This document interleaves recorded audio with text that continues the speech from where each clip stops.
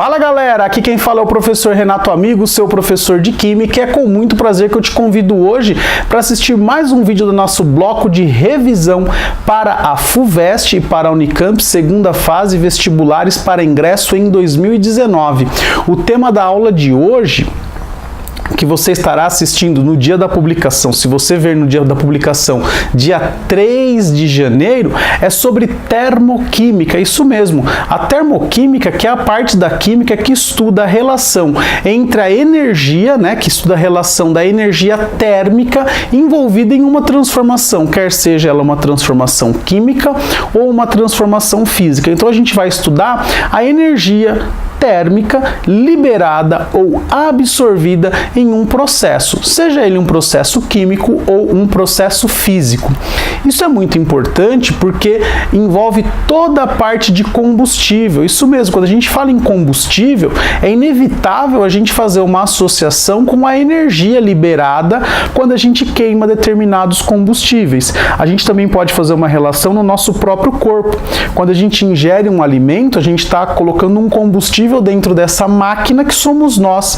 Então, ao queimar esse combustível, a gente também gera energia para nos manter vivos, para nos manter ativos. Então, a parte da termoquímica, ela está sempre presente no nosso cotidiano e, evidentemente, também está sempre presente nos grandes vestibulares. Como a gente falou, estamos fazendo a revisão para a segunda fase de FUVEST e Unicamp, então é muito importante você se atentar. Cada um dos vestibulares tem uma forma de cobrar esses efeitos da termoquímica ou as relações da termoquímica, por isso que a gente vai passar uma parte teórica para vocês, abordando os aspectos gerais da termoquímica e o cálculo do ΔH, da variação de entalpia, por lei de Hess, por calor de formação e por energia de ligação.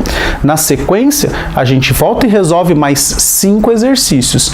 Quando eu resolver estes exercícios, você vai dar um tempinho, vai anotar as referências, qual foi o exercício que eu resolvi, depois você vai fazer o download das provas, vai procurar aí na internet, você encontra isso bastante fácil, Encontra a prova bruta, encontra a prova e tenta resolver no espaço destinado para a questão. Se você conseguir fazer isso depois de assistir o vídeo, depois de ver a parte teórica e ver a nossa resolução, você com certeza vai conseguir. No momento da prova, no momento que você estiver lá fazendo a prova da FUVEST e da Unicamp, você vai ter mais confiança para resolver o exercício. Então agora eu te convido para assistir a parte teórica desse vídeo, onde a gente vai falar um pouquinho sobre todos os aspectos teóricos da termoquímica e com ênfase, obviamente, no cálculo dos ΔH de várias reações, de vários modos. Depois a gente vai resolver os 5 exercícios e aí você vai estar craque, você vai estar apto para poder resolver sozinho estes mesmos exercícios, beleza? Então vamos para a parte teórica e na sequência para os exercícios sobre termoquímica. Fala galera, vamos agora para a parte teórica da termoquímica. Então quando a gente fala em termoquímica, a gente está pensando sempre em energia térmica, porque é termoquímica, energia térmica que está envolvida em uma transformação, seja ela física ou uma transformação química. Bom, quando a gente fala em energia envolvida em uma transformação, essa energia pode ser liberada ou absorvida. Quando a energia é liberada, a gente vai dizer que o processo é exotérmico. Exo é o prefixo para fora, então a energia é liberada para fora do meu sistema.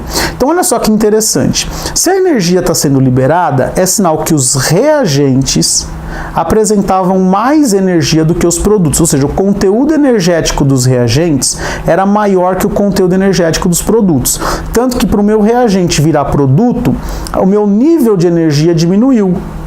Aqui a gente está falando de energia, tá? É um gráfico que no eixo Y eu estou falando da entalpia da energia. Esse H, de entalpia, é por causa do calor, heat em inglês, H-E-A-T, tá certo? De calor. Bom, então, se a energia cai dos reagentes em relação aos produtos, ela é liberada para o meio. Bom, como que eu calculo o ΔH, que é a variação da energia? É sempre a energia final menos a inicial. Como a final é sempre menor que a inicial, o resultado vai ser sempre negativo. Então a gente diz que o ΔH de uma reação exotérmica é sempre menor do que zero.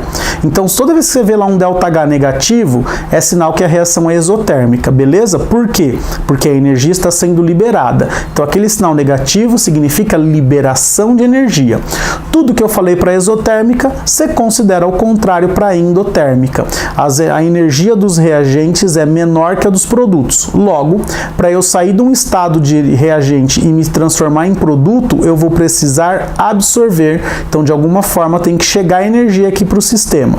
A energia vai ser absorvida e eu vou conseguir passar para esse patamar de maior energia.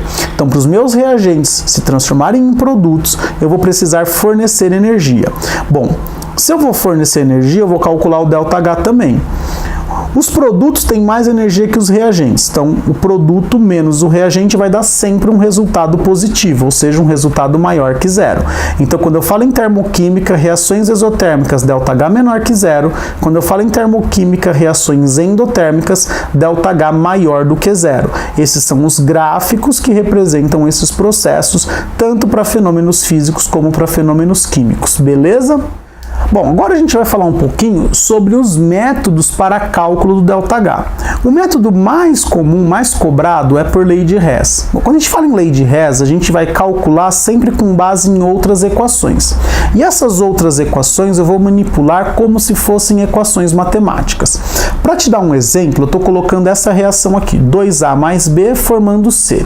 Essa é uma reação que eu não sei o ΔH dela, mas eu conheço outras reações que vão dar suporte para eu calcular esse ΔH. Como que eu sei que essas reações podem me dar suporte para calcular esse ΔH aqui?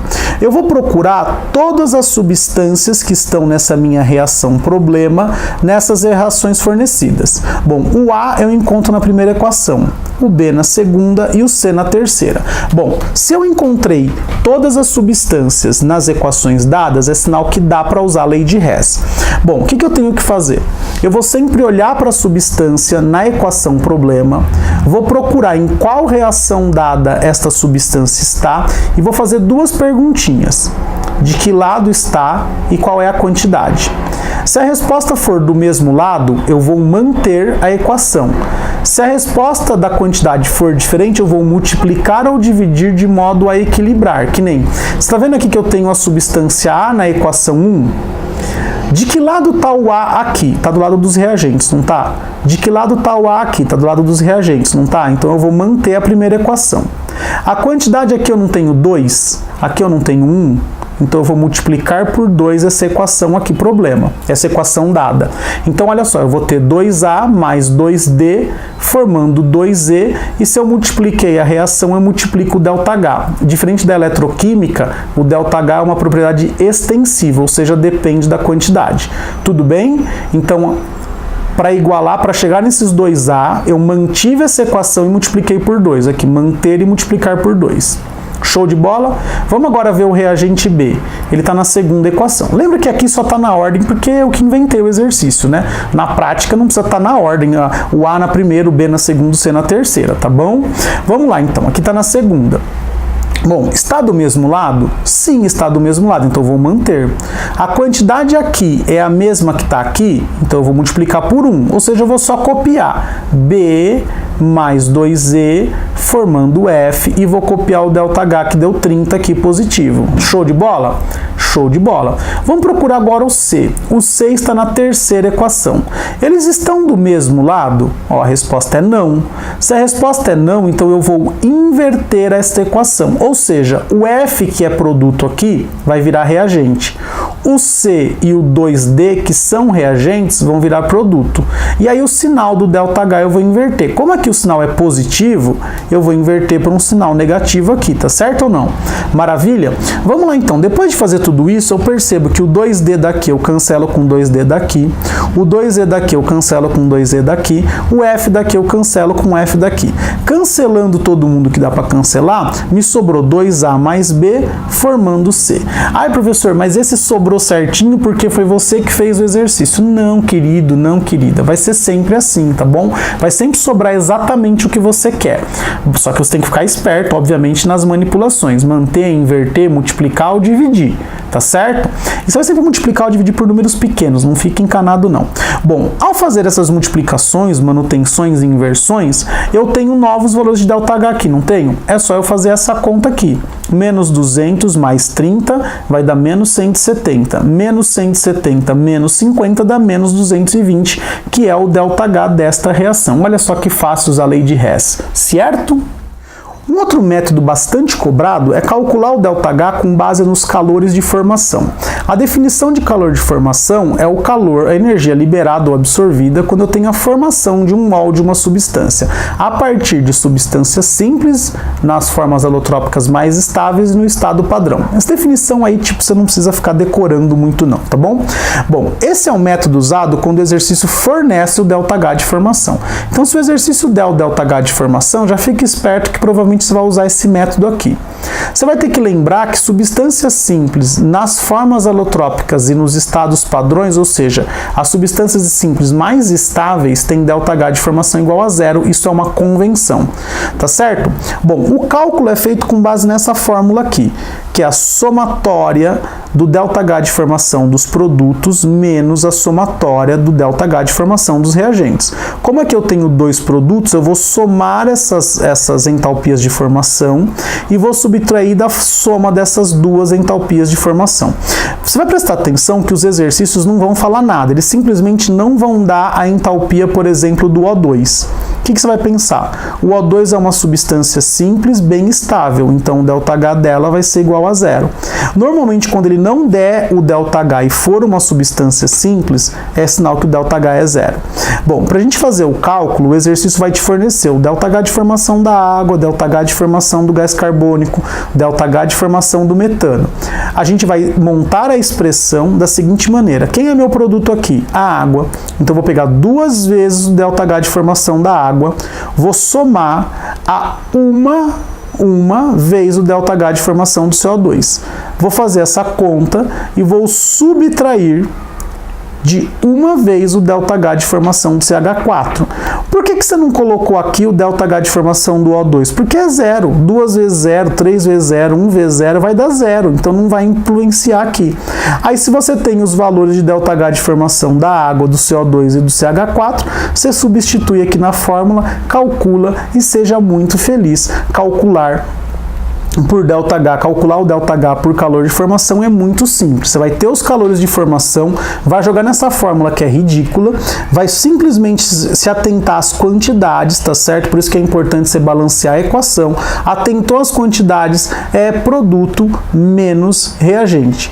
Cuidado com os sinais, porque de resto é só alegria. Cálculo de ΔH por calor de formação. Bom, para a gente finalizar agora a parte de termoquímica, a gente vai calcular o ΔH, vai relembrar vocês como calcula por energia de ligação. O que você tem que lembrar? Que todo processo de quebra de ligação é um processo endotérmico, você precisa dar energia para a ligação quebrar. Ora, senão as ligações estariam quebradas se você não precisasse dar energia, né? Não ia estar junto os negócios, ia estar tudo separadinho. Então, quebra de ligação é um processo endotérmico. Bom, se eu dei energia para quebrar, quando formar, vai ter liberação de energia.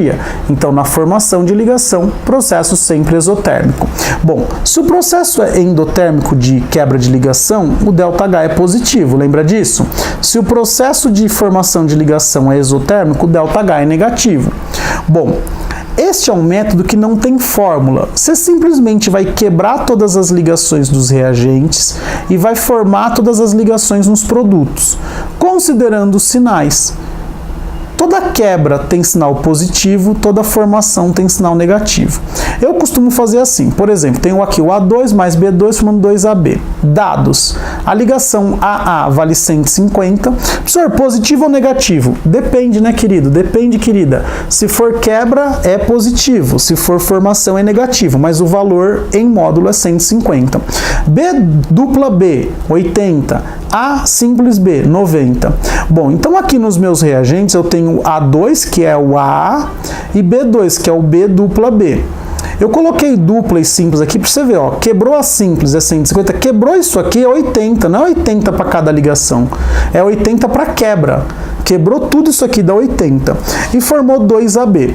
Olha só como que eu faço. Eu separo o reagente de produto, coloquei aqui AA, uma vez 150. B dupla B, uma vez, 80. 150 mais 80, 230. Sinalzinho positivo, porque aqui eu estou falando de quebra de ligação. Bom, agora aqui no lado dos produtos, olha só que interessante. 2 vezes AB, então é 2 vezes 90. 2 vezes 90 dá 180. Como é um processo de formação de ligação, o sinalzinho aqui é negativo. Então ficou mais 230, deixa eu só ajeitar o papel aqui, isso aí. Ficou mais 230 menos 180. O ΔH da reação é 230 menos 180, ou seja, não tem fórmula. É só você pegar os valores que deu ali e fazer a conta. Mais 230 menos 180 dá 50 positivo. Então esse processo que eu fiz aqui como exemplo é um processo endotérmico. Beleza? Agora a gente vai para a resolução de exercícios de termoquímica. Fala galera, vamos agora então para a resolução dos exercícios. Aqui não é eletroquímica, tá? Foi o recorte e cola do computador, é termoquímica. Ó, já pegamos um errinho aqui, mas como já está tudo resolvido, eu não vou imprimir de novo só por conta desse pequeno errinho, tá bom? Vamos lá então para os nossos 5 exercícios de termoquímica. Primeiro exercício, Unicamp 2018. Apesar de ser um combustível alternativo em relação aos combustíveis fósseis, o gás hidrogênio apresenta alguns problemas em seu uso direto. Uma alternativa é produzir o gás hidrogênio por eletrólise da água, para depois utilizá-lo na síntese do ácido fórmico, a partir da hidrogenação catalítica do gás carbônico. A possibilidade de utilizar o ácido fórmico como combustível tem feito crescer a demanda mundial por esse produto. A figura abaixo ilustra como seria o ciclo de produção e o consumo de ácido fórmico conforme indica o texto. Letra A. Considerando as informações do texto e a figura ao lado, cite 2 vantagens em se adotar a alternativa descrita. Bom, eu elenquei 3 vantagens. 1, uso de energia eólica. 2, consumo, remoção do dióxido de carbono com posterior devolução na mesma quantidade, ou seja, o saldo é 0 de dióxido de carbono, então você tira da natureza e devolve a mesma quantidade. E por último, relação ao transporte, né? Como o ácido fórmico é líquido, o transporte é facilitado. Então são 3 vantagens: uso de energia limpa, remoção e devolução do CO2 na mesma quantidade e ácido fórmico líquido facilita o transporte do mesmo. Beleza? Então são 3 vantagens, você escolhe 2 aí para fazer a sua resposta. Bom, no item B, ele fala assim: a reação de síntese do ácido fórmico a partir da hidrogenação catalítica do gás carbônico em fase gasosa apresenta um valor muito pequeno de constante de equilíbrio. Visando aumentar o seu rendimento, imagine que sejam promovidos separadamente um aumento de volume e um aumento da temperatura da mistura reacional em equilíbrio. Preencha a tabela abaixo de modo a informar o que ocorre com a quantidade de ácido fórmico. Use as palavras aumenta ou diminui e justifique cada escolha no espaço correspondente. Bom, aumento de volume, então eu vou montar a equação. CO2 mais H2, que é a hidrogenação do CO2, formando o ácido metanóico aqui, tá certo? É o ácido fórmico, o ácido metanóico, beleza? Bom, como CO2 e H2 são gasosos e o ácido fórmico é líquido, eu tenho 2 mols de gás aqui nos meus reagentes e nenhum mol de gás aqui nos meus produtos. Bom, como ele falou aumento de volume, eu vou aumentar o volume, eu vou ocupar melhor esse volume maior com mais mols de gás. Então lembra, quando eu aumento o volume, eu diminuo a pressão. Diminuir a pressão, desloca para onde tem mais gás. Então a quantidade de ácido fórmico aqui vai diminuir, porque o equilíbrio desloca-se sempre para o lado que tem maior volume gasoso, que no caso aqui é o lado dos reagentes. Agora, para falar sobre a temperatura, não dá porque eu não sei qual é o ΔH da reação. Então, na temperatura da síntese, considere que as entalpias de formação do gás carbônico, do ácido fórmico e do hidrogênio são, respectivamente, menos 394, menos 363 e 0. Como eu disse, o hidrogênio é a substância simples na forma alotrópica mais estável no estado padrão, então a entalpia de formação é 0. Agora eu vou calcular o ΔH, como ele deu calor de formação, então vai ser a formação dos produtos, que é o ácido metanóico, que é menos 363, menos a entalpia dos reagentes, que no caso aqui é só o CO2, menos 394. Menos 363 menos 394 dá mais 31. Ou seja, essa é uma reação endotérmica. Então, ele falou que aumentou a temperatura, eu vou aumentar a quantidade de ácido fórmico. Por quê? Porque o aumento da temperatura acarreta um deslocamento do equilíbrio para o lado endotérmico. Como o lado endotérmico é o lado dos produtos que eu descobri calculando a entalpia, eu vou deslocar então para o lado dos produtos, então vai aumentar a produção, a quantidade de ácido fórmico. Beleza? Questão de número 2, também uma questão da Unicamp, tá certo? Ele fala assim, ó, de 2017. Uma reportagem em uma revista de divulgação científica considera o seguinte título: pesquisadores estão investigando a possibilidade de combinar hidrogênio com dióxido de carbono para produzir hidrocarbonetos com alto poder energético, ricos em energia.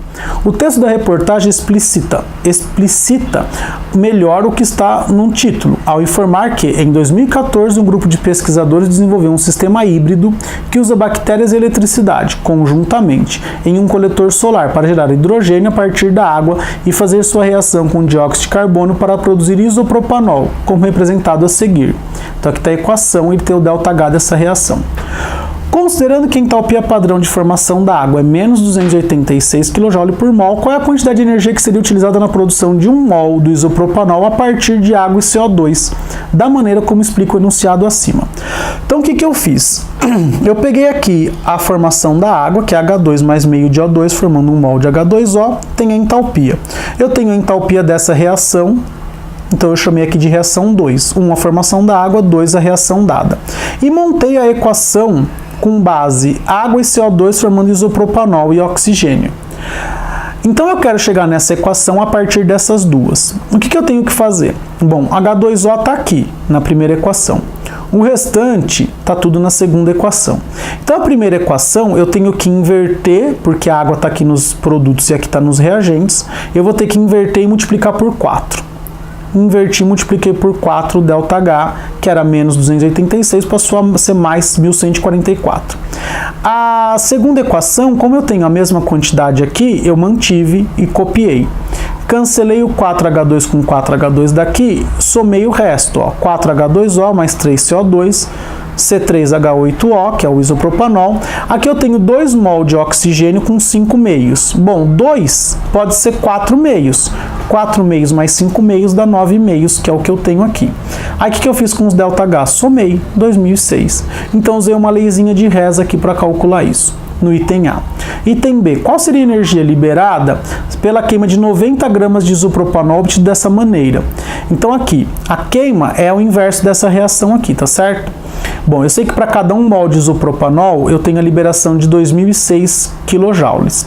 1 mol de isopropanol, 60 gramas. 60 gramas equivale a 2006 kJ, 90 gramas equivale a X, que dá 3009 kJ. Então eu vou dizer que são liberados 3009 kJ nesse exercício aí da Unicamp, muito bacana, um exercício de termoquímica. O terceiro exercício é um exercício da FUVEST, né, caiu em 2015, e ele fala assim: a dieta de jogadores de futebol deve fornecer energia suficiente para um bom desempenho. Essa dieta deve conter principalmente carboidratos e pouca gordura. A glicose proveniente dos carboidratos é armazenada sob a forma do polímero glicogênio, que é uma reserva de energia para o atleta. Então tá aí, ele está mostrando aqui, né? Opa, deixa eu só dar uma aumentadinha aqui para aparecer tudo. Ele está mostrando aqui a formação do glicogênio. Certos lipídios contidos nos alimentos são derivados do glicerol e também fornecem energia. Aqui está um lipídio derivado do glicerol. Bom, no item A ele fala assim: durante a respiração celular, tanto a glicose quanto os ácidos graxos provenientes do lipídio derivado do glicerol são transformados em CO2 e água. Em qual desses casos deverá haver maior consumo de oxigênio? Na transformação de 1 mol de glicose ou na transformação de 1 mol do ácido graxo proveniente do lipídio, cuja fórmula estrutural é mostrada acima? Bom, glicose é muito simples, né? C6H12O6, todo mundo sabe a fórmula. Você vai interagir com o oxigênio formando CO2 e água. Balanceando essa equação, eu tenho 6 oxigênios aqui. Já para a formação do ácido graxo, eu tenho que lembrar, aqui eu tenho um triéster, eu tenho que lembrar da hidrólise do éster.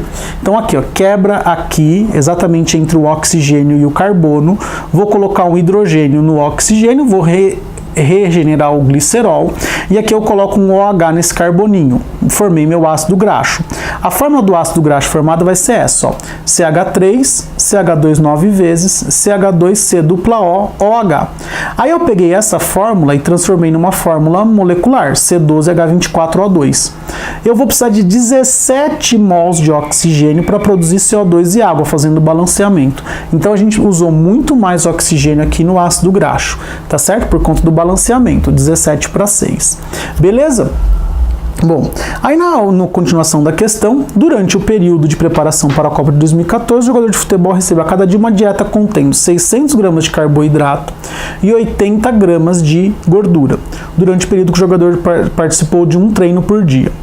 Calcule a energia consumida por quilômetro percorrido em um treino, quilocaloria por quilômetro, considerando que a energia necessária para essa atividade corresponde a 2/3 da energia proveniente da dieta ingerida em um dia. Deu aqui quanto que tem no carboidrato é 4 quilocaloria por grama, na gordura é 9 por grama, e falou que num treino o cara percorre 5 quilômetros. Bom, primeira coisa que eu vou fazer, descobrir quanto de energia teve na dieta. 600 gramas de carboidrato equivale a 2.400 quilocalorias, 80 gramas de gordura equivale a 720 quilocalorias. Eu sei disso por conta dessa relaçãozinha que ele me deu aqui. Bom, eu vou somar essas duas, vai dar 3.120 quilocalorias. 2/3 disso são usados, né, para o treino. Então são 2.080 quilocalorias, é o que ele disse aqui, tá certo? Bom, 2.080 quilocalorias para 5 quilômetros. Para 1 quilômetro, 416. Então a resposta final, 416 quilocalorias para cada 1 quilômetro que o atleta percorreu aí no seu treino. Beleza? Então aqui é um exercício muito mais de reflexão, de análise de unidades, de regrinhas de 3, do que qualquer outra coisa. E aqui bastante reação química, lembrando das reações orgânicas. Aliás, já falamos bastante de orgânica nessas nossas revisões, não é verdade? O quarto exercício, que é o penúltimo, da Unicamp, 2014, explosão e incêndio se combinam no terminal marítimo de São Francisco do Sul, em Santa Catarina, espalhando muita fumaça pela cidade e pela região. O incidente ocorreu com uma carga de fertilizante em que se estima tenham sido decompostas 10.000 toneladas de nitrato de amônio. A fumaça branca, que foi eliminada durante 4 dias, era de composição complexa, mas apresentava principalmente os produtos da decomposição térmica do nitrato de amônio, monóxido de dinitrogênio e água. Em abril de 2013, um acidente semelhante ocorreu em West, Estados Unidos da América, envolvendo a mesma substância. Infelizmente, naquele caso, houve uma explosão, ocasionando a morte de muitas pessoas. Item A. Com base nas informações, escreva a equação química da decomposição térmica que ocorreu com o nitrato de amônio. Nitrato de amônio, NH4NO3, decomposição térmica, formou N2O, que é o monóxido de dinitrogênio, e a água, que é H2O. Tudo isso gasoso, o nitrato de amônio sólido. Certo? Essa é o item A. Item B. Dado que os valores de energia padrão de formação em kJ por mol das substâncias envolvidas são nitrato de amônio, menos 366, monóxido de dinitrogênio, 82, e água, menos 342, o processo de decomposição ocorrido no incidente é endo ou exotérmico? Justifique sua resposta considerando a decomposição em condições padrão. Bom, aqui a gente vai fazer um cálculo, que é a entalpia dos produtos menos a entalpia dos reagentes. Bom, aqui o N2O é 80, a água é menos 242 duas vezes, então 2 vezes menos 242. A entalpia dos meus reagentes aqui, menos 366. Fazendo a somatória aqui dentro dá menos 402. Menos com menos aqui dá mais, então menos 402 mais 366 deu menos 36, como previsto, né? Um processo exotérmico é uma explosão, você tem que liberar energia. Beleza? Então no item B, menos 36 kJ é um processo exotérmico. Última questãozinha de termoquímica da nossa aula de termoquímica de revisão, FUVEST 2012. Tive que ir lá atrás para achar um exercício da FUVEST que envolvia termoquímica.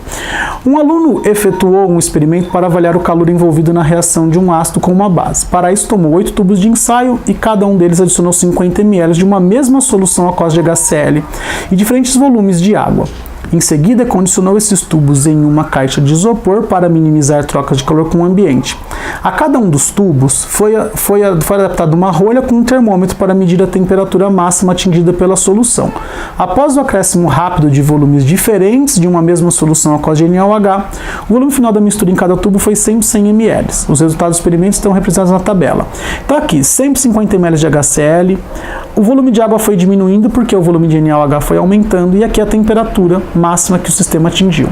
Ele pede para construir um gráfico no quadriculado apresentado na página de respostas que mostre a temperatura como ela varia em função do volume da solução de NaOH acrescentado. Então, à medida que eu aumento o volume de NaOH, vai aumentando a temperatura até um certo ponto, até os 30 graus Celsius, que aí depois, mesmo adicionando mais NaOH, a temperatura continua a mesma. Tá? Então eu peguei já o gráfico pronto para não ficar esquematizando nada, ia ficar muito feio, então já peguei o gráficozinho pronto, tá certo? Aqui era só plotar os dados, muito fácil, né? Você tem a temperatura, você tem o volume de NaOH, é só você achar os pontos. Planinho cartesiano simples. Item B. A reação do ácido com a base libera ou absorve calor. Justifique sua resposta usando os dados da tabela. Bom, você está vendo que a temperatura está aumentando? Então ele está liberando calor, pois a temperatura aumenta à medida que adicionamos o NaOH. Então esse é um processo exotérmico. Beleza? Muito simples, né? A parte termoquímica aqui dessa questão foi muito simples. Aí fala, calcule a concentração em mol por litro da solução de HCl, sabendo que a concentração do NaOH era 2 mol por litro. Bom, aqui o que você tem que fazer? Pegar a temperatura máxima que representa a neutralização total. A temperatura máxima atingida foi 30 graus Celsius. Bom, quando ela foi atingida, é sinal que eu tinha para 25 ml de NaOH, 50 ml de HCl. Bom, a reação que ocorre é essa, NaOH mais HCl, 1 mol da base e 1 mol do ácido. 1 mol eu posso transformar em concentração da base vezes volume da base. 1 mol do ácido também é concentração do ácido vezes volume do ácido. É tipo uma titulação isso aqui, né? Bom, multiplicando em cruz, eu tenho que a concentração da base vezes o volume da base é igual a concentração do ácido vezes o volume do ácido. Concentração da base 2 mol por litro, volume da base 25 ml. Concentração do ácido que eu quero descobrir, o volume do ácido 50 ml. Fazendo essas contas, a gente chega aí em 1 mol por litro, que é a concentração do nosso HCl. Beleza? Galerinha, com isso nós chegamos aí ao final de mais uma aula de revisão aqui no nosso canal, aula de revisão sobre termoquímica. Se você chegou até aqui, eu peço que você se inscreva no canal, se não for inscrito. Se já for inscrito, dê uma curtida na aula, se você gostou. Se conhece alguém que vai fazer essa mesma prova que você, compartilhe esse vídeo com seus amigos aí nas suas redes sociais. Se você tem alguma dúvida, sugestão, crítica ou elogio para o nosso canal, é só deixar um comentário aqui no YouTube mesmo, ou enviar um e-mail para mim no quimicadoamigo@gmail.com, quimicadoamigo@gmail.com. Sempre é um prazer receber e responder suas dúvidas. Sempre que enviar um e-mail para mim, manda um comentário avisando que enviou um e-mail, porque ele pode ir lá para a caixa de spam e eu não vou ver, não vou responder por consequência. Beleza? Bom, chegou até aqui, se inscreveu, curtiu, comentou, compartilhou, eu só tenho que te agradecer e dizer beijo, tchau!